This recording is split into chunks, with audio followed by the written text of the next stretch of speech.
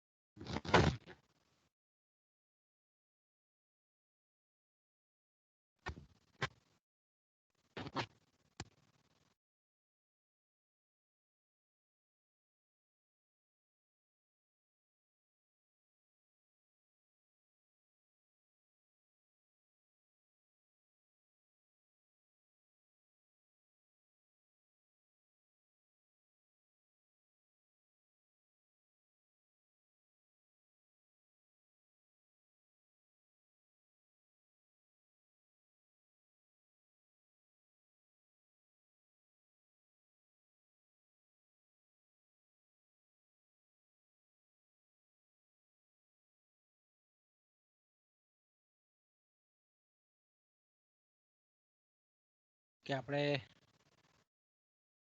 સવારે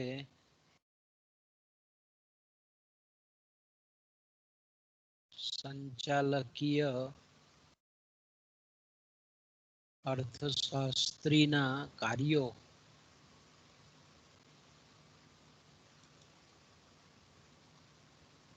અને જવાબદારીઓ આ વિષયનો આપણે ટોપિક ચર્ચાતા હતા અને એમાં આપણે જોયું તે પ્રમાણે કે ઇંગ્લેન્ડમાં જે કંઈ પણ અભ્યાસો થયા અને એ અભ્યાસો પર આધારિત સંચાલકીય અર્થશાસ્ત્રીના કેટલાક વિશિષ્ટ કાર્યો પણ નક્કી કરવામાં આવ્યા અને એ અન્વયે આપણે જોયું તે પ્રમાણે કે સરકારની આર્થિક નીતિ હોય કે નિયમનો હોય, ઉદ્યોગમાં હરીફાઈનું પ્રમાણ માં વધારો કે ઘટાડો થયેલો હોય, સમગ્ર ઉદ્યોગની ભાવનીતિના પ્રશ્નો હોય કે મોટા મોટા મૂડી વિષયક પ્રોજેક્ટો અને આંતરરાષ્ટ્રીય વેપાર અંગેની જે પરિસ્થિતિ છે, વિદેશી હુંડિયામણ અંગેની જે કંઈ પણ બાબતો છે એ અંગે અભ્યાસ કરી અને જરૂરી સલાહ સૂચનો એ સંચાલકો સમક્ષ મૂકવાના છે. ત્યાર પછી આપણે એ પણ જોયું કે સમગ્ર અર્થતંત્રની ખેતી વિષયક પરિસ્થિતિ કેવી હતી એ અંગેનો પણ એમણે અભ્યાસ કરી અને પેઢીને સ્પર્શતી જે કંઈ પણ બાબતો છે એ અંગે સંચાલકોનું ધ્યાન દોરવાનું છે. એ જ રીતે અલ્પ વિકસિત જે દેશો છે એનો પણ આર્થિક દ્રષ્ટિકોણથી અભ્યાસ કરી અને પોતાની જે પેઢી છે એને એ કેવી અસર કરે છે.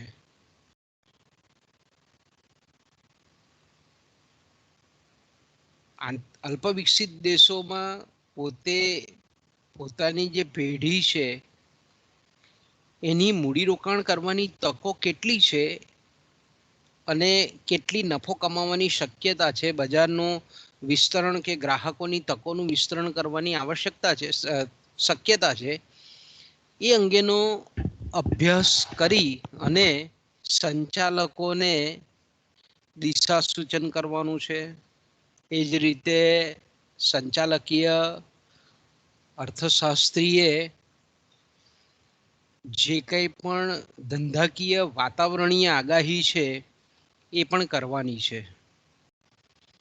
અને આ જે વિશિષ્ટ કાર્યો છે એમાં આપણે સવારે જે ચર્ચા કરી તે પ્રમાણે કે માંગ અંગેની આગાહી કરવાનું અને બજાર સંશોધનનું જે કાર્ય છે એ સૌથી વધારે મહત્વના કાર્યો છે. અને આ કાર્યોને પાર પાડવા માટે ખાસ કરીને સંચાલકીય અર્થશાસ્ત્રીએ આંકડા શાસ્ત્રનો ઉપયોગ કરવાનો હોય છે તથા ગણિત શાસ્ત્રની જે અલગ અલગ પદ્ધતિ છે, સંશોધન જેને આપણે ઓપરેશન રિસર્ચ કહીએ છીએ, કાર્યલક્ષી સંશોધન કાર્ય છે, આ બધી પદ્ધતિઓનો ઉપયોગ કરી અને સંચાલકો સમક્ષ તારણો મૂકવાના છે. આપણે જાણીએ છીએ તે પ્રમાણે કે દરેક પેઢીનું સ્વરૂપ અલગ છે, એનું ઉત્પાદન શક્તિ અલગ છે, એનું ધંધાનું કદ અલગ છે. એટલે દરેક પેઢીના જે સંચાલકીય અર્થશાસ્ત્રી છે એની કામગીરી કેવી છે, અલગ અલગ છે, એક સરખી નથી. અને પરિણામ સ્વરૂપ આપણે એમ કહીએ કે અલગ અલગ પેઢીઓના પ્રશ્નો પણ અલગ અલગ હોય છે. તો તેવા સંજોગોમાં આપણે એમ કહીએ કે સંચાલકીય અર્થશાસ્ત્રના જે કંઈ પણ કાર્યો કે કામગીરી છે તેને ચોક્કસ આપણે સીમામાં બાંધી શકીએ નહીં. હા, પણ ઓલ ઓવર આપણે એનું સામાન્યકરણ કરીને આપણે એવું કહી શકીએ કે સંચાલકીય અર્થશાસ્ત્રીએ જે કંઈ પણ આંકડાકીય માહિતી છે એ આંકડાકીય માહિતી સવિસ્તાર સંગ્રહિત કરી એની અલગ અલગ વિગતોને સૂક્ષ્મતાથી તપાસવાની, એનું વર્ગીકરણ કરવાનું, એનું વિશ્લેષણ કરવાનું અને પછી ઓલ ઓવર માંગ કેવી રહેશે, જે કંઈ પણ આંકડાકીય વિશ્લેષણના અંતે પેઢીનો જે ઉત્પાદન ખર્ચ છે એમાં વધારો થશે કે ઘટાડો થશે, એના વેચાણના વલણો કેવા રહેશે, નફાનું પ્રમાણ કેટલું રહેશે, નફાનું સ્તર કેટલું રહેશે, વધશે કે ઘટશે, પેઢીનો પોતાનો બજાર હિસ્સો ઉદ્યોગમાં વધારી શકશે કે નહીં, આ બધી જ બાબતોનો ઊંડાણપૂર્વક અભ્યાસ કરી અને સંચાલક સમક્ષ એ મૂકવાનું છે. જેથી કરીને સંચાલકો કેવા છે એ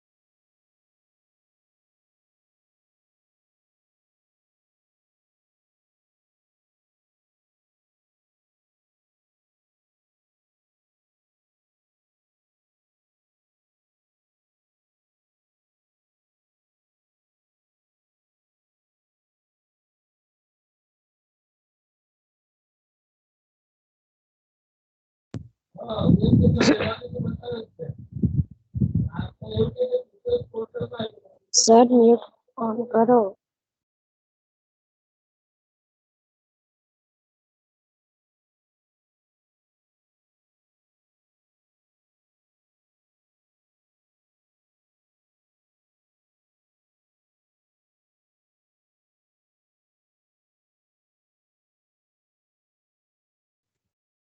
सर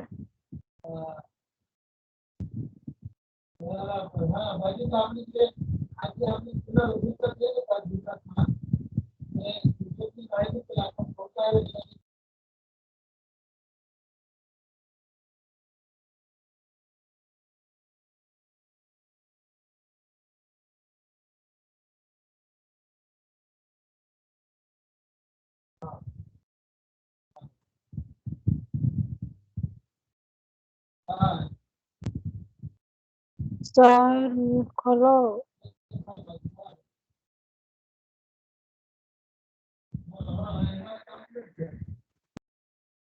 सर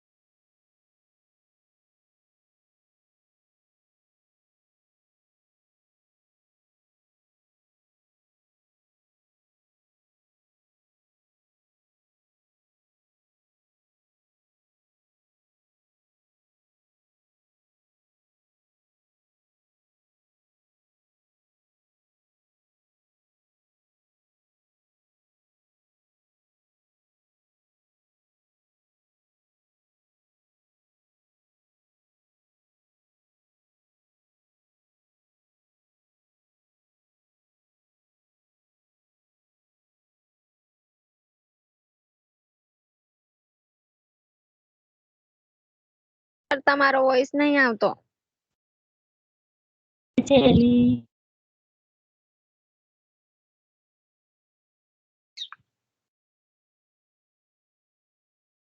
સર તમારો સ્પીકર ખોલો.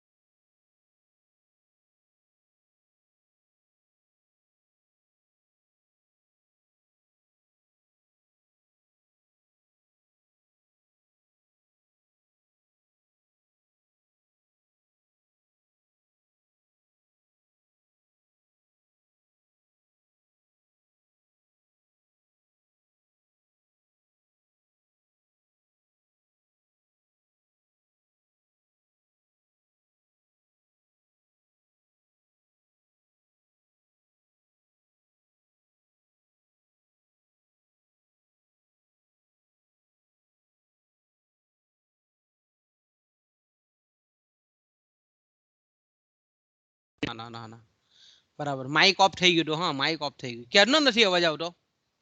હલો એમ કહું ક્યારનો અવાજ નથી આવતો? મને રિપ્લાય આપો.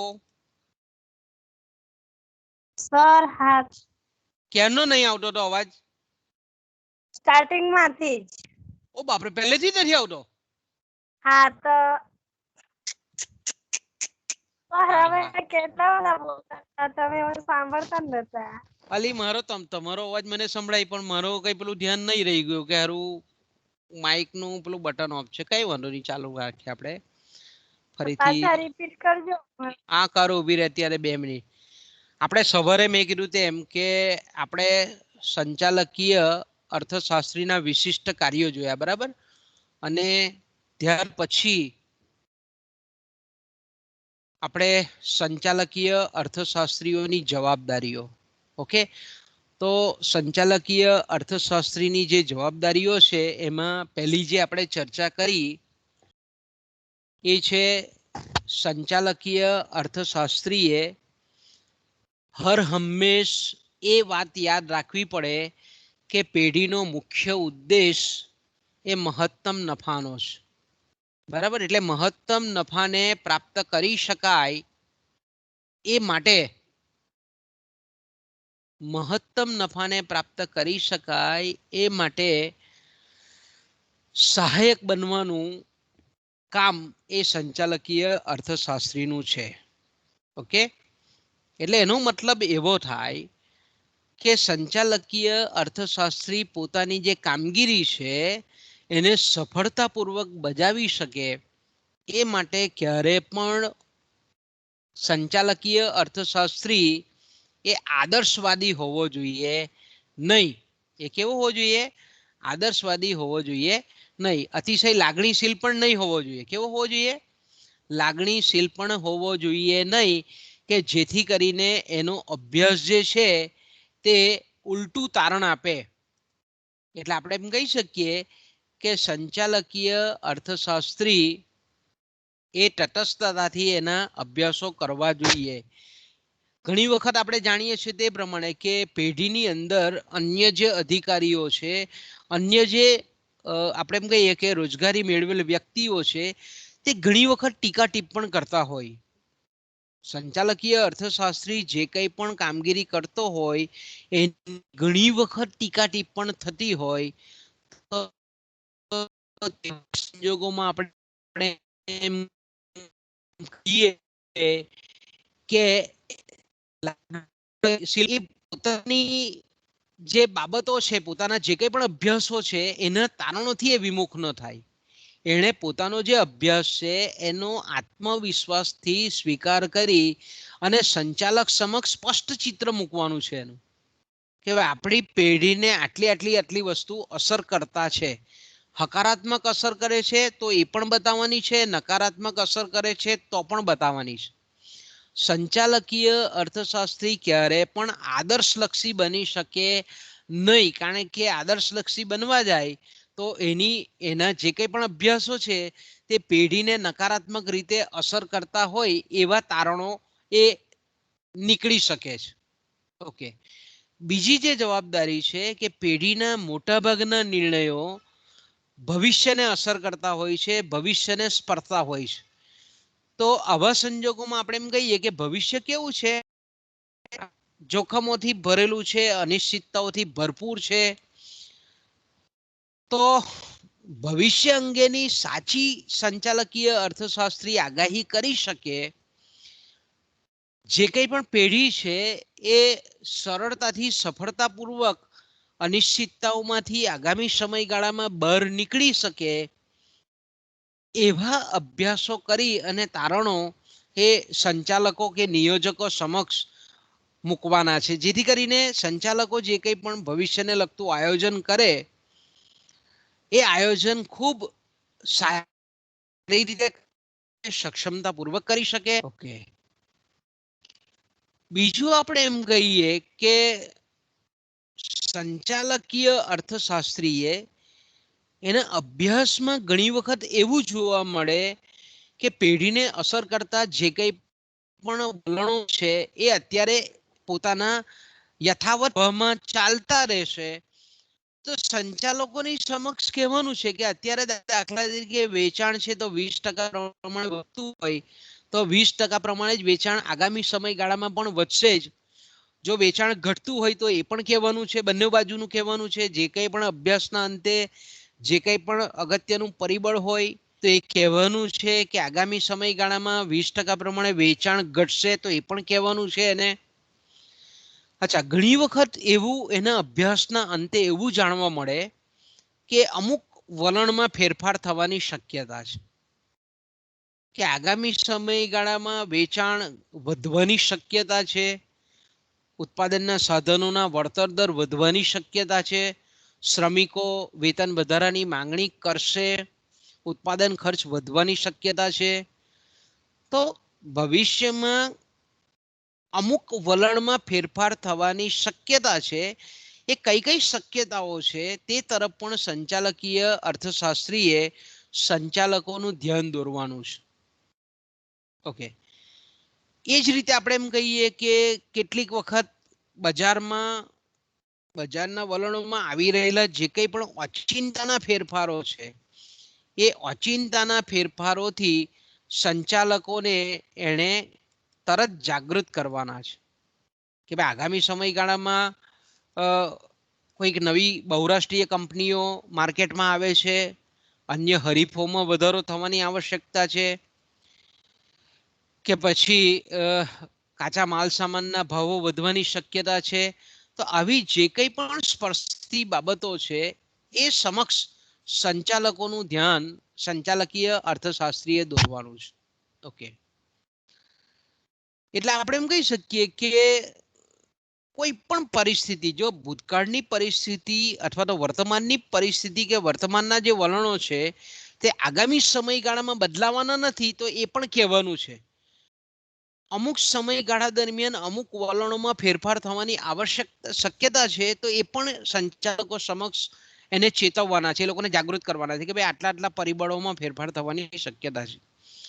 કેટલાક આકસ્મિક વલણો ઊભા થશે, તેનાથી પણ સંચાલકોને જાગૃત કરવાના છે, સજાગ કરવાના છે, જેથી કરીને આપણે એમ કહીએ કે સંચાલકીય અર્થશાસ્ત્રી નિર્ણયકરણની પ્રક્રિયામાં ખૂબ આધારભૂત આગાહીઓ સંચાલકો સમક્ષ પૂરી પાડી શકે અને સંચાલકોનો વિશ્વાસ એ સંપાદિત કરી શકે. ઓકે, ત્રીજી જે એની જવાબદારી છે કે સંચાલકીય અર્થશાસ્ત્રીએ પોતાના અભ્યાસના અંતે જ્યારે એવું થાય કે ભાઈ એને ખબર પડે કે આ અભ્યાસ જે મેં કર્યો છે, આ મેં જે તારણો કાઢ્યા છે એમાં થોડીક કચાશ રહી ગઈ છે, થોડીક ભૂલ રહી ગઈ છે, તો એની જાણ સંચાલકને ખૂબ નિખાલસપણે એને કરવાની છે.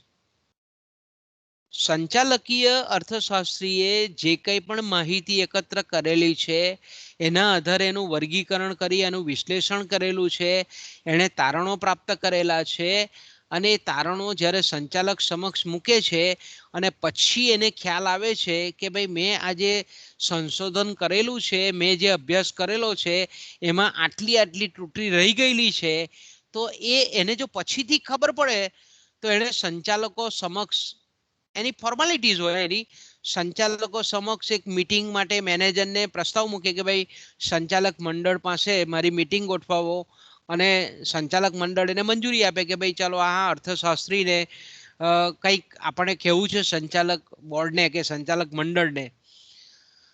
તો આપણે એમ કહી શકીએ કે સંચાલકો જ્યારે એની સાથે મીટિંગ કરે છે સંચાલકીય અર્થશાસ્ત્રી સાથે, ત્યારે આપણે એમ કહીએ કે સંચાલકે બહુ નિખાલસતાથી કબૂલવાનું છે, સ્વીકારવાનું છે કે મેં આટલા અભ્યાસો કરેલા છે, તેમાં મારા મત પ્રમાણે આટલી મારી ભૂલ રહી ગઈ છે. તે ભૂલ જે રહી ગઈ છે એ સ્વીકારી અને સંચાલક મંડળને એટલો વિશ્વાસ આપવાનો છે, સંચાલકોને એટલો વિશ્વાસ આપવાનો છે કે હું આ જે ભૂલ છે તે સુધારીને આગામી સમયમાં, એટલે કે અઠવાડિયામાં કે 10 દિવસમાં રિવાઇઝ કરેલો જે રિપોર્ટ છે, મારા તારણો છે, હું તમારી સમક્ષ મૂકીશ.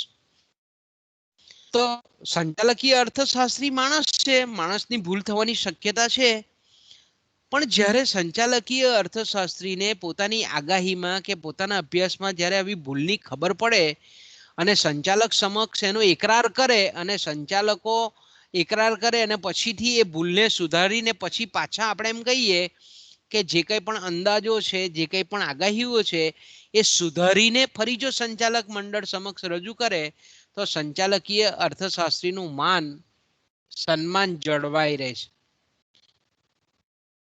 અને જો આપણે એમ કહીએ કે સંચાલકીય અર્થશાસ્ત્રીએ જો કોઈ કરેલી ભૂલ હોય અને ભૂલને જો સતત જો પેઢી જ્યારે પેઢીના સંચાલકો એને અમલીકરણ કરતા હોય તો તેવા સંજોગોમાં પેઢીને ખોટ જવાની આવશ્યકતા છે. પરિણામ સ્વરૂપ સંચાલકીય અર્થશાસ્ત્રીનું સ્થાન તો જેનું પેઢીની અંદર બાન હોય તે તો ઓછું થાય જ છે. એનું સન્માનપૂર્વકનું જે સ્થાન છે એમાં એક જાતની ઉણપ આવે છે. એટલે આપણે એમ કહીએ કે આવું ન થાય એટલા માટે કરેલી ભૂલનો એણે સહર્ષતાથી સ્વીકાર કરી લેવાનો અને એ ભૂલને વૈજ્ઞાનિક ઢબે સુધારીને સંચાલકો સમક્ષ એણે મૂકવાની છે. ઓકે. ચોથી જે જવાબદારી છે સંચાલકીય અર્થશાસ્ત્રીની એ છે સંચાલકીય અર્થશાસ્ત્રીઓએ અનેક વ્યક્તિઓ ઘણી બધી વ્યક્તિઓ જે છે બરાબર ઘણી બધી જે વ્યક્તિઓ છે ઘણા બધા સંગઠનો છે ઘણા બધા મંડળો છે ઘણી બધી સંસ્થાઓ છે એના સતત સંપર્કમાં રહેવાનું છે. ખાલી એનું પુસ્તકીય જ્ઞાન નથી રાખવાનું પણ આવી જે એકચ્યુઅલ વ્યક્તિઓ છે એ પેઢીને અથવા તો ઉદ્યોગ ધંધામાં રોકાયેલી કોઈ દાખલા તરીકે આપણે એમ કહીએ કે કોઈ કન્સલ્ટન્ટ હોય કોઈ સારો એન્જિનિયર હોય કે ઉદ્યોગ ધંધાનો ખૂબ અનુભવી વ્યક્તિ હોય કોઈ શ્રમિક હોય કોઈક એવી એ ઉદ્યોગ માટે કામ કરતી સંસ્થા હોય રિસર્ચ સંસ્થા હોય તો આવી સંસ્થાઓના સતત સંપર્કમાં રહેવાનું છે અને જે કંઈ પણ અદ્યતન માહિતી હોય એનાથી એને માહિતગાર રહેવાનું છે. અને આવી જે માહિતી છે એ માહિતી જો નવી કોઈક માહિતી આવે તો સંચાલક મંડળના જે સભ્યો છે એના એ માહિતીથી સંચાલક મંડળના સભ્યોને એ માહિતી ઉપલબ્ધ કરાવવાની છે. કારણ કે સંચાલકો જે છે તે સંચાલકો કેવા છે બહુ બિઝી વ્યક્તિઓ છે બહુ અતિશય વ્યસ્ત વ્યક્તિઓ છે. તો આવી જ્યારે વ્યસ્ત વ્યક્તિઓ હોય તો તેવા સંજોગોમાં આપણે એમ ચોક્કસ કહી શકીએ કે વ્યસ્તતાને કારણે એ લોકો પૂરેપૂરો ઘણી વખત સમય એક જ પ્લાન્ટ પર કે એક જ પેઢીમાં આપી શકતા નહીં હોય કારણ કે એ લોકોના ઘણી બધી મોટું ઔદ્યોગિક ગૃહ હોય એટલે ઘણા બધા એ લોકોના ધંધા હોય. તો તેવા સંજોગોમાં સંચાલક મંડળના જે કંઈ પણ સભ્યો પાસે આવી તાજેતરની માહિતી અદ્યતન માહિતી લેટેસ્ટ માહિતી ન હોય તો તેવી માહિતી આવી વ્યક્તિઓ અને સંસ્થાઓ પાસેથી પ્રાપ્ત કરી અને સંચાલક મંડળને એનાથી અવગત કરાવવાના છે એનાથી આપણે એમ કહીએ કે માહિતગાર કરાવવાના છે. બીજું સંચાલકીય અર્થશાસ્ત્રીને એટલું જ્ઞાન હોવું જોઈએ કે પોતે જે પેઢીમાં કામ કરે છે એની સંબંધિત નિષ્ણાંત વ્યક્તિઓ કઈ છે એના સંબંધિત ક્ષેત્રની નિષ્ણાંત વ્યક્તિઓ કઈ છે વ્યાવસાયિક સંસ્થાઓ કઈ છે યુનિયનો કેવા છે લેબર યુનિયન હોય કે પછી વેપારીઓનું મંડળ હોય ઉત્પાદકોનું મંડળ હોય તો આવા જે મંડળો છે આવી જે વ્યવસાયિક સંસ્થાઓ છે દાખલા તરીકે આપણે કહીએ કે chambers of commerce and industry આવું એક વ્યવસાયિક મંડળ છે. તો આવી જે કંઈ પણ સંસ્થાઓ છે વ્યવસાયિક મંડળો છે એ મંડળોનું સભ્યપદ એણે મેળવવાનું છે એની મિટિંગો એટેન્ડ કરવાની છે એમાં સક્રિય રસ લેવાનો છે. અને સંચાલકીય અર્થશાસ્ત્રીએ માત્ર અભ્યાસ જ નથી કરવાનો પણ આવા વ્યવહારિક સંપર્કના આધારે જે કંઈ પણ જ્ઞાન મળે જે કંઈ પણ માહિતી મળે એવી અનેક પ્રકારની ઉપયોગી માહિતી પેઢીને સ્પર્શતી માહિતી અને જે કંઈ પણ આવનારા પરિવર્તનો છે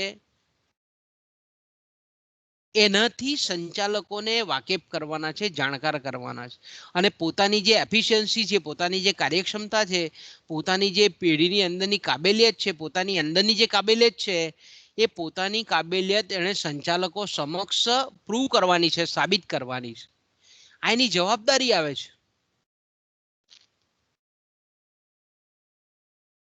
સંચાલકીય અર્થશાસ્ત્રી આપણે એમ કહીએ કે એની પાંચમી જે જવાબદારી છે તે છે નિર્ણયકરણ અને ભાવિ આયોજનની પ્રક્રિયાઓમાં સફળતાપૂર્વક કામગીરી અદા કરવા માટે સંચાલકીય અર્થશાસ્ત્રીએ સંચાલક મંડળના જે કંઈ પણ બીજા સભ્યો છે એટલા એવો જ સન્માનીય દરજ્જો એને પ્રાપ્ત કરવાનો છે. અને સંચાલકીય અર્થશાસ્ત્રીની જે સફળતા છે એનો આધાર એની બુદ્ધિમત્તા તો છે જ, એનો અનુભવ પણ છે, એના જે કંઈ પણ અભ્યાસો છે, એના તારણો છે, એનાથી પેઢીને થયેલો ફાયદો છે. એ ઉપરાંત આપણે એમ કહીએ કે સંચાલકીય અર્થશાસ્ત્રનું વ્યક્તિત્વ પણ એટલું જ જવાબદાર છે. સંચાલકીય અર્થશાસ્ત્રી પોતાના જે કંઈ પણ તારણો છે, વિચારો છે, અભ્યાસો છે, એ માટે સંચાલકોનો કેટલો સહકાર મેળવવાનું એ સામર્થ્ય ધરાવે છે.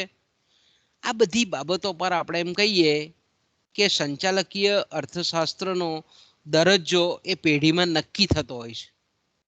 જો આપણે એમ કહીએ કે અર્થશાસ્ત્રી અભ્યાસ કરે અને તારણો પણ મેળવે, પણ એના તારણોનો જે સંચાલકો જો સ્વીકારવા તૈયાર ન હોય તો એનો મતલબ એવો થાય કે સંચાલકીય અર્થશાસ્ત્રીના જે કંઈ પણ અભ્યાસો છે, એના જે કંઈ પણ કાર્યો છે, એમાં સંચાલકોનો સહકાર સાંપડતો નથી.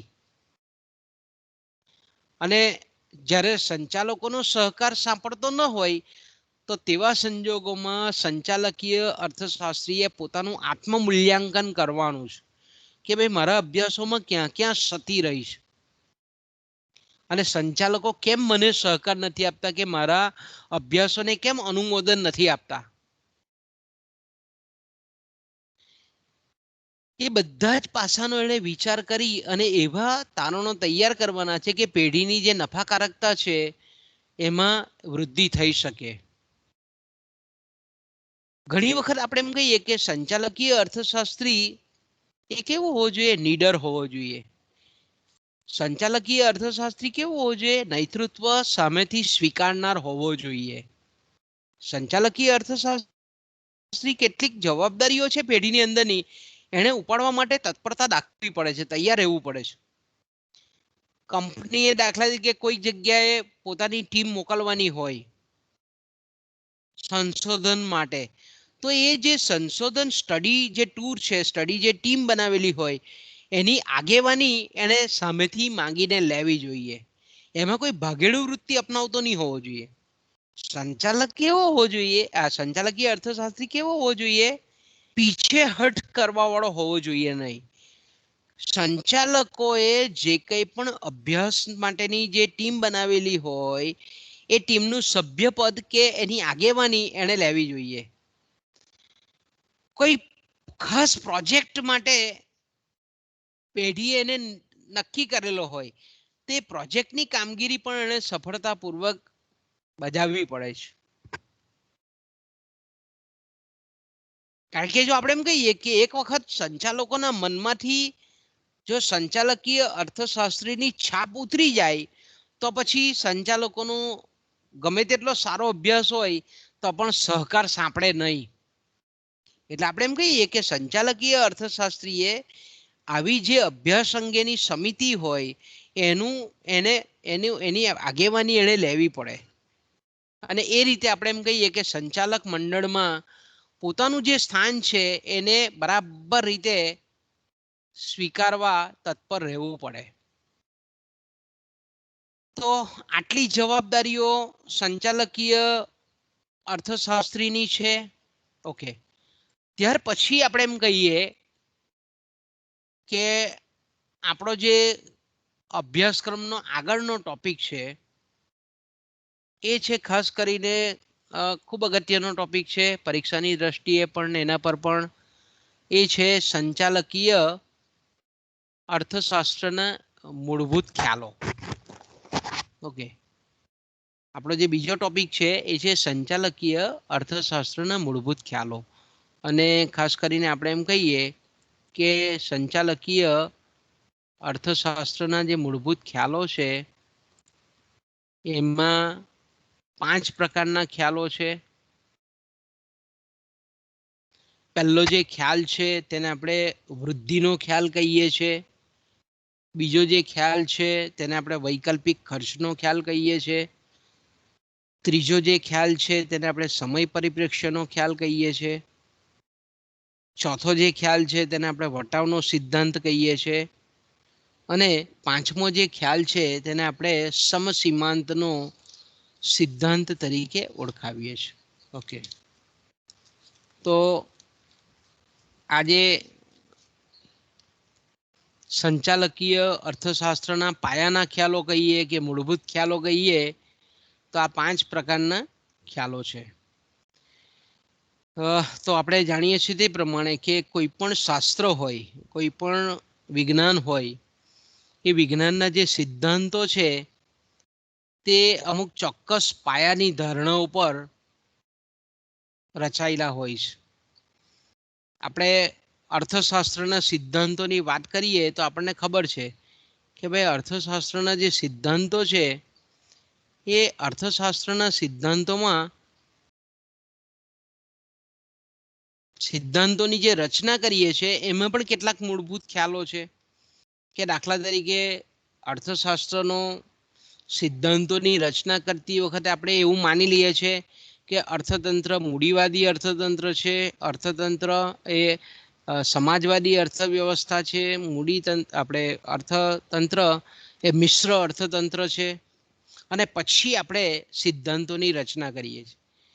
તો આપણે એમ કહીએ કે અર્થવ્યવસ્થા કઈ છે એ એનો મૂળભૂત ખ્યાલ છે, એનો પાયાનો ખ્યાલ છે જ્યારે આપણે સિદ્ધાંતોની રચના કરીએ છીએ ત્યારે. ઓકે, બીજું આપણે જાણીએ છીએ તે પ્રમાણે કે કેટલીક ધારણાઓ કરી લેવામાં આવે છે. કે દાખલા તરીકે માનવીનું વર્તન છે તે તાર્કિક વર્તન છે, બુદ્ધિ ગમ્ય વર્તન છે, એ આપણે માની લઈએ. આ એક ધારણા કરીએ છીએ કે આર્થિક નિયમોની જ્યારે આપણે તારવણી કરતા હોઈએ છીએ તો આપણે એવું માની લઈએ છીએ કે ભાઈ વ્યક્તિનું વર્તન કેવું છે, તર્કબદ્ધ છે, ઇન્ટેલેક્ચ્યુઅલ છે, બુદ્ધિગમ્ય છે. કઈ રીતે બુદ્ધિગમ્ય છે કે દાખલા તરીકે આપણે બજારમાં જઈએ છીએ અને બે વેચનારાઓ છે, કોઈ પણ વસ્તુ આપણે કોઈ પણ કલ્પના કરી લઈએ. ધારો કે સફરજન વેચનારાઓની 2 લારી છે. ઓકે,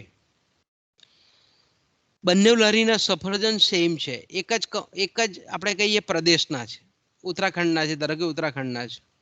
એક જ ક્વોલિટી છે, ડેલિશન છે તો કે ડેલિશન છે. ઓકે, એક લારીવાળો એના 150 રૂપિયા કિલો વેચે છે અને બીજો લારીવાળો 125 રૂપિયા કિલો વેચે છે. ઓકે, તો આપણે એમ કહીએ કે જ્યારે ગ્રાહક છે એ ખરીદી કરવા જાય છે તો આપણે એમ કહીએ કે 125 રૂપિયા કિલો વેચનાર જે સફરજન છે એની પાસેથી એ ખરીદી કરે છે. તો આ વર્તન કેવું કહીએ છીએ આપણે? બુદ્ધિ ગમ્ય વર્તન કહીએ છીએ, તાર્કિક વર્તન કહીએ છીએ, કારણ કે વસ્તુ બંને સરખી છે. જે આપણે વસ્તુ લેવા જઈએ તે સેમ કંપનીની છે, સેમ વસ્તુ બનાવેલી છે, એનો કલર સરખો છે, એનો રંગ સરખો છે, એનું રૂપ સરખું છે, એનું પેકિંગ સરખું છે, એનું વજન સરખું છે, બધું સરખું છે. તો આપણે એમ કહીએ કે બધી રીતે સરખી છે અને કિંમત એક જગ્યાએ 150 રૂપિયા છે, બીજી જગ્યાએ 125 છે.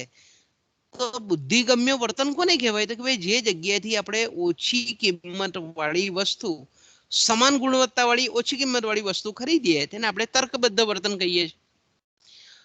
તો આપણે એમ કહીએ કે અર્થશાસ્ત્રના નિયમો તારવતી વખતે આ પણ એક પાયાની ધારણા છે, મૂળભૂત ધારણા છે કે વ્યક્તિનું વર્તન હંમેશા તર્કબદ્ધ છે, બુદ્ધિગમ્ય વર્તન છે. કેટલીક પછી તટસ્થ ધારણાઓ કરીએ છીએ, ટેકનિકલ તટસ્થ ધારણાઓ કરીએ છીએ કે ભાઈ ઉત્પાદન વધતું જાય છે તેમ તેમ ઘટતી પેદાશનો નિયમ પ્રવર્તે છે, નાણાંનો સીમાંત દૃષ્ટિકોણ ઘટતો જાય છે, સીમાંત અવેજીનો દર ઘટતો જાય છે. આવી કેટલીક આપણે એમ કહીએ કે ધારણાઓ છે તેને આપણે ટેકનિકલ ધારણા કહીએ છીએ. તો જે રીતે અર્થશાસ્ત્રના સિદ્ધાંતોની આપણે રચના કરીએ છીએ ત્યારે આવા કેટલાક પાયાના ખ્યાલોનો ઉપયોગ કરીએ છીએ તે જ રીતે સંચાલકીય અર્થશાસ્ત્રમાં પણ કોઈક ચોક્કસ જ્યારે આપણે સિદ્ધાંતની રચના કરતા હોય છે સંચાલકીય અર્થશાસ્ત્રમાં, ત્યારે કેટલાક પાયાના ખ્યાલોને આપણે સ્વીકારી લઈએ છીએ. પાયાના ખ્યાલો જે છે, મૂળભૂત ખ્યાલો છે, એના પરિપ્રેક્ષ્યમાં સંચાલકીય અર્થશાસ્ત્રના થિયરીઓ છે, એના નિયમો છે, એની ઉકેલ રીતો છે, એ આપણે તપાસતા હોઈએ છીએ. તો આવા પાયાના ખ્યાલો મેં કીધું તેમ કે 5 ખ્યાલો છે. પરીક્ષામાં કોઈ પણ એક પૂછાય છે 5માંથી, ટૂંક નોંધમાં પૂછાય, ઘણી વખત 2 લાંબા પ્રશ્નમાં પણ એને આવરી લેવામાં આવે. તો કે આવા જે પાયાના ખ્યાલો છે એમાં પહેલો જે ખ્યાલ છે તે છે વૃદ્ધિનો ખ્યાલ. ઇન્ક્રીમેન્ટલ કોન્સેપ્ટ, ઇંગ્લિશમાં એને શું કહીએ છીએ આપણે? ઇન્ક્રીમેન્ટલ કોન્સેપ્ટ કહીએ છીએ. ઓકે, તો સામાન્ય રીતે આપણે એમ કહીએ કે જો પરીક્ષામાં કોઈ પણ શબ્દ મૂકે, વૃદ્ધિનો ખ્યાલ, અધિકતાનો ખ્યાલ, અધિકતાદર્શી ખ્યાલ, વૃદ્ધિલક્ષી ખ્યાલ, તો તમારે પરીક્ષામાં સહેજ પણ કન્ફ્યુઝન કરવાનું નહીં. વૃદ્ધિ શબ્દ આવે, અધિકતા શબ્દ આવે એટલે આ ખ્યાલને સમજી લેવાનો. તો આપણે એમ કહીએ કે સામાન્ય રીતે પેઢીની અંદર કોઈ પણ એક ચોક્કસ આર્થિક નિર્ણય લેવો હોય તો એ પેઢીના હિતમાં છે, પેઢીના ફાયદામાં છે, પેઢીના લાભમાં છે કે પેઢીને નુકસાન કરતા છે, એ નક્કી કરવા માટે આ વૃદ્ધિના ખ્યાલની ખૂબ ઉપયોગિતા છે.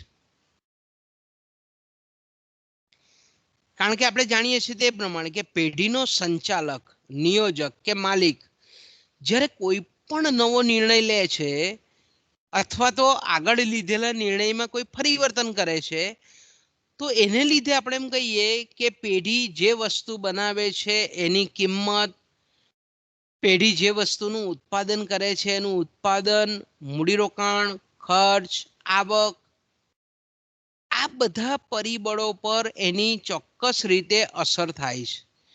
અને એની અંતિમ અસર એ પેઢીની કુલ આવક અને કુલ ખર્ચ પર થાય છે. ફરીથી પાછું એક આપણે ઉદાહરણ લઈએ એટલે આપણને ખબર પડે કે પેઢીનો સંચાલક જ્યારે કોઈ પણ નવો નિર્ણય લે અથવા તો અગાઉ લીધેલા નિર્ણયમાં કોઈ પરિવર્તન કરે, કોઈ ફેરફાર કરે, તો તેને લીધે કિંમત, ઉત્પાદન, મૂડીરોકાણ, ખર્ચ, આવક, આ બધા પરિબળોમાં ફેરફાર થાય છે. અને આ બધા પરિબળોમાં ફેરફારની અંતિમ અસર કઈ છે? તો કે પેઢીની કુલ આવક અને કુલ ખર્ચ પર એની અસર પડે છે. તો આપણે એમ કહીએ કે સંચાલક કોઈ પણ નિર્ણય લે તો એની પેઢીની કુલ આવક અને કુલ ખર્ચ પર તેની ચોક્કસ પ્રકારની અસર પડતી હોય છે. અને આ અસર એ વૃદ્ધિના ખ્યાલથી આપણે પ્રાપ્ત કરી શકીએ છીએ, મેળવી શકીએ છીએ.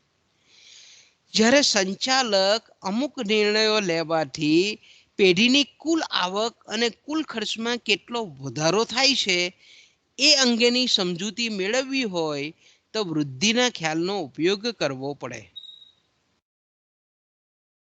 દાખલા તરીકે એક સિમ્પલ આપણે ઉદાહરણ લઈએ કે ધારો કે પેઢીના સંચાલકે એવો નિર્ણય કર્યો કે પોતે જે વસ્તુ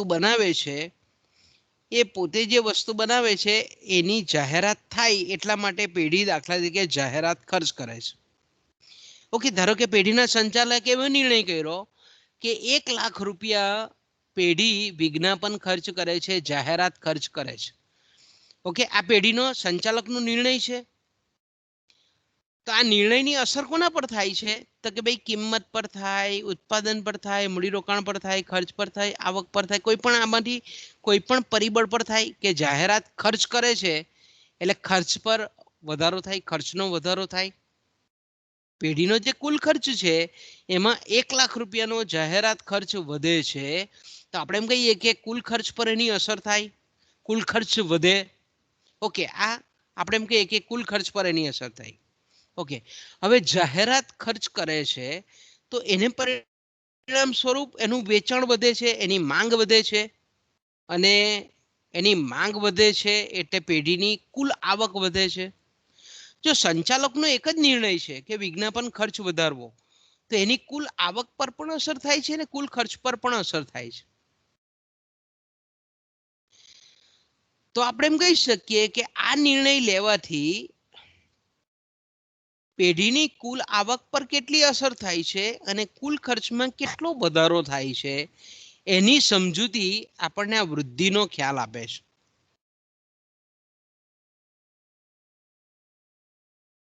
તો દાખલા તરીકે આપણે એમ કહીએ કે 1 લાખ રૂપિયા જાહેરાત ખર્ચ વધારવાથી તો ખર્ચમાં 1 લાખ રૂપિયાનો વધારો થયો, પણ એ જાહેરાતની અસર બજાર પર સારી થઈ અને પેઢીનું વેચાણ વધીને 5 લાખ થયું અને નફો વધીને 2 લાખ રૂપિયા થયો. તો પેઢીએ ખર્ચ તો 1 જ લાખ રૂપિયા કરેલો છે જાહેરાત ખર્ચ પાછળ, પણ એની આવક 5 લાખ વધી, 5 લાખ આવક વધી અને નફો 2 લાખ વધ્યો. તો આપણે એમ કહી શકીએ કે પેઢીએ સંચાલકે લીધેલો આ નિર્ણય છે તે યોગ્ય છે. સંચાલકે જાહેરાત કરવા પાછળ 1 લાખ રૂપિયા ખર્ચા, પણ એને લીધે આવક એની નફો જેને આપણે કહીએ ચોખ્ખો નફો એ 2 લાખ રૂપિયા વધે છે એનો. તો આપણે એમ કહીએ કે આ નિર્ણય યોગ્ય છે. આ નિર્ણય યોગ્ય છે કે અયોગ્ય છે એ આપણને કેવી રીતે ખબર પડે? તો કે વૃદ્ધિના ખ્યાલ દ્વારા આપણને ખબર પડે છે.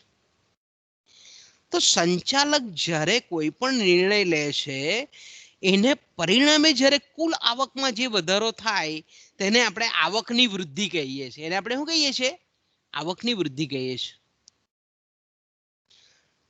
ફરી પાછું, સંચાલક દ્વારા લેવામાં આવેલા અમુક નિર્ણયને પરિણામે પેઢીની કુલ આવકમાં જે વધારો થાય તેને આવકની વૃદ્ધિ કહેવામાં આવે. અને આવા નિર્ણયને લીધે ખર્ચમાં જે વધારો થાય તેને ખર્ચની વૃદ્ધિ કહેવામાં આવે છે. તો આપણે એમ કહીએ કે વૃદ્ધિના ખ્યાલ દ્વારા, અધિકતા દૃષ્ટિ ખ્યાલ દ્વારા સંચાલક પોતાનો જે નિર્ણય છે એની જે વૈકલ્પિક અસર આવક પર કેટલી થાય છે અને ખર્ચ પર કેટલી થાય છે, આવક પર કેટલી થાય છે અને ખર્ચ પર કેટલી થાય છે, એની અસર એ આ ખ્યાલ દ્વારા સમજાવી શકાય છે. એટલે અહીંયા આપણે એમ કહીએ કે પેઢીના નિર્ણયને પરિણામે કુલ ખર્ચમાં થતા ફેરફારની કુલ આવકમાં થતા ફેરફાર પરની પડતી અસરની અહીંયા તુલના થઈ શકે છે. જો આપણે એમ કહીએ કે નિર્ણયની જો ચોખ્ખી અસર ચોખ્ખી આવકમાં થતા ફેરફારમાં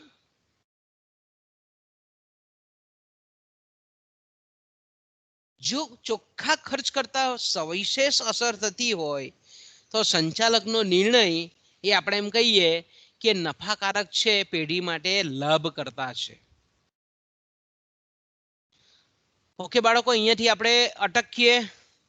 કાલે જોઈશું. કાલે પાછો આપણે જરાક રિપીટ ચર્ચા કરીશું.